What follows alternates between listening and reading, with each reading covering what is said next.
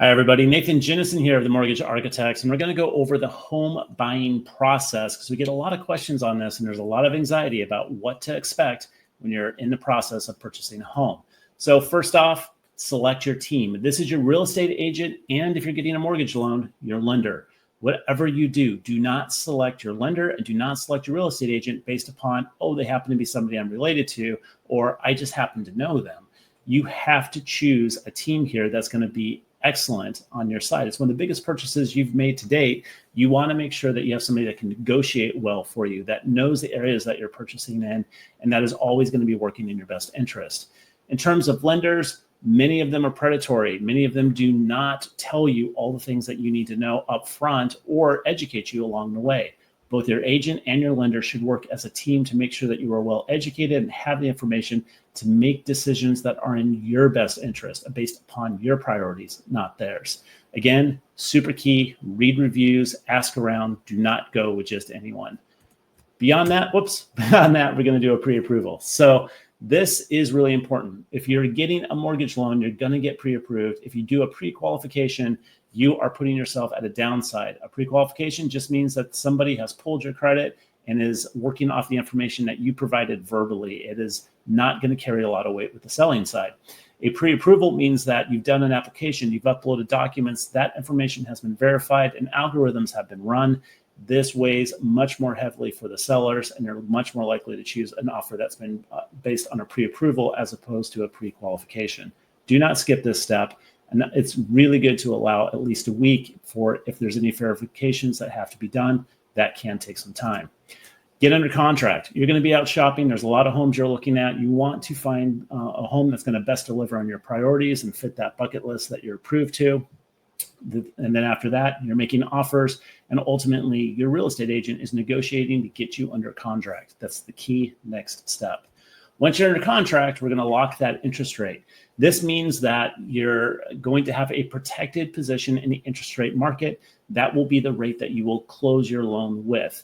Now, what is important to note is work with a lender that's going to give you a variety of rates, not just one, and make sure that they're talking to you about whether or not you are paying something called points. That means that you are paying the lender for a lower interest rate with the idea that you would save on interest over time and enjoy a lower monthly payment. But that's not always in your best interest, especially if you're not going to be in that loan for a long enough period of time to break even on it. So number one, work with a lender that is going to be very communicative to you in this situation and help you select an interest rate that is in your best interest, not theirs.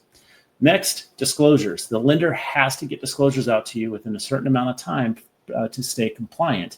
Those disclosures are meant to show you the terms of the loan. And so they are not going to obligate you to close on that loan once you sign them, but it is saying that you have seen the terms of the loan, you know what is expected, and ultimately that you want to move forward with that lender. So be aware, it's important, but it is not something that needs to be perfect when they send them out to you. Next, the inspection. This is a home inspection. You're going to hire a third-party inspector who's going to go through the home and come back with a report of all the things that ultimately need to be fixed or any problems that they see, if there's any water damage, anything along those lines. And that is a really key point to renegotiate with the seller. You can have them fix things, or you can negotiate a lower purchase price based upon what items show up. So this is a point in which you can also exit that contract if you're not feeling good about the home that you're looking to purchase. That's a good time to make an exit and to be able to get out of it without losing any of your earnest money. Now, beyond that, there's also the appraisal. This is going to happen in most cases, but not all. This is both the appraisal and the inspection are items that you pay for out of pocket prior to closing. With an appraisal, there's going to be a third-party appraiser who shows up at the property, does an inspection, and then looks at comparable properties that have sold prior to that inspection date. And then they're going to do a full write-up report on what they think the reasonable market value is for the property that you're purchasing. This is a crucial step. And the reason why is because the lender, if you're getting a mortgage loan, is going to be using the lesser of either the purchase price on the contract or the value amount on the appraisal on which to base the loan. And so it can be a make or break on the deal. There's a lot to be said about appraisals. So if you want more information, we have more videos on that. So be looking for those. And conditional approval. So this is when your loan has gone into underwriting, the underwriter has looked at it, come back and said, yes, this is a viable loan, but we're going to need to see some conditions before we can actually fully sign off on it. This is the expected next step. It's really good. And once you get this and the team reaches out to you for documents, you want to make sure that you're responding and getting those documents back in as short order as possible. We don't want to waste any time in this position. So get those documents in and respond quickly. Next is the clear to close. This is the part where everybody breathes a huge sigh of relief because the underwriter says, congratulations, we're going to underwrite this loan. Everything is great. And ultimately what happens here is your loan starts to move through the closing process. Documents are drawn up.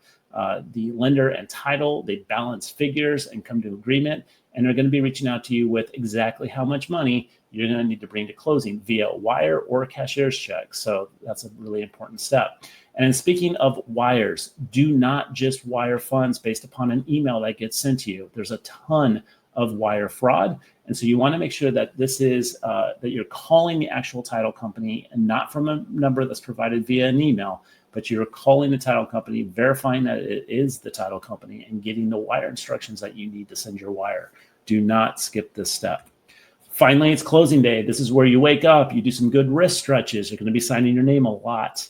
There's going to be a lot of documents that you're going to read through, and somebody will be there to explain what it is that you're reading and signing. So it's an important step of the process, and it is a day to celebrate. Prior to closing, though, you're likely going to do a walkthrough of the property to make sure that it's been left in the condition that you were expecting when you originally put the contract in on it. So that's a really key step. Make sure that that is arranged with your real estate agent. And then finally, after you have signed all those documents and all the funds have been dispersed, it's time to celebrate. Do not skip this step. You worked really hard for this. This is a huge milestone in your life. Every time that you do it, you definitely want to go out, enjoy yourself, celebrate, get together with friends. There's plenty of work ahead with moving and all those other details, but take some time to celebrate this moment. It's huge, and it's something that is noteworthy. That's about it on this quick overview, and we'll reach out with some other videos. In the meantime, here's some more of that legal stuff. Take care.